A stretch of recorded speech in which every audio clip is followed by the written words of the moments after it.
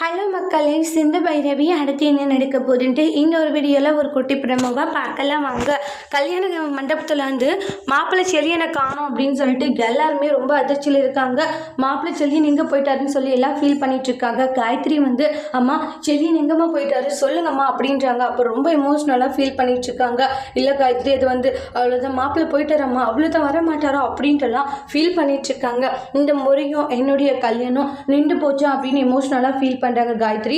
அப்படியெல்லாம் சொல்லாதம்மான்றாங்க. கண்டிப்பாக மாப்பிள்ளை எங்கேயும் போயிருக்க மாட்டார் வந்துருவாரு அப்படின்றாங்க. இல்லைம்மா அவ்வளோதான் எல்லாமே முடிஞ்சு போச்சு அப்படின்னு ஃபீல் பண்ணிட்டு இருக்கவும் காயத்ரி நீ இப்படி எல்லாம் பேசக்கூடாது சரியா அம்மா நாங்கள்லாம் இருக்கோம் இல்லையா அப்படி இருக்கும் போது நீ ஏன் இப்படி ஃபீல் பண்ணிட்டு இருக்க ஃபீல் பண்ணாத அப்படின்ட்டு சமாதானப்படுத்திட்டு இருக்காங்க. இல்லைம்மா அவ்வளோதான் என்னுடைய கல்யாணம் நின்று போச்சுன்னுவாங்க. அப்போ மகா இருந்துட்டு அக்கா நான் ஒன்று சொல்லட்டுமா இசுக்கிக்கும் காயத்ரிக்கும் கல்யாணம் பண்ணி வச்சிடலாங்க்கா அப்படின்றாங்க. இதுதான் சரியாகவும் இருக்கணுவாங்க. காயத்ரி ரூமில் போய் யோசிச்சு இது சரியாக வரும். ஏன்னா இப்போ குடும்பமே கவலைப்பட்டுக்கிட்டு இருக்காங்க. இசக்கியை கல்யாணம் பண்ணால் அம்மாவுக்கும் கொஞ்சம் நிம்மதியாக இருக்கணுவாங்க.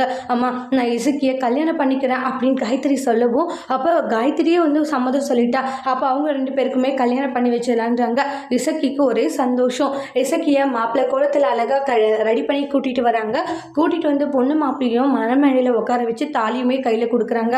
திருமணம் நடக்க போதான்றதை நெக்ஸ்ட் வீடியோவில் பார்க்கலாம். தேங்க்யூ.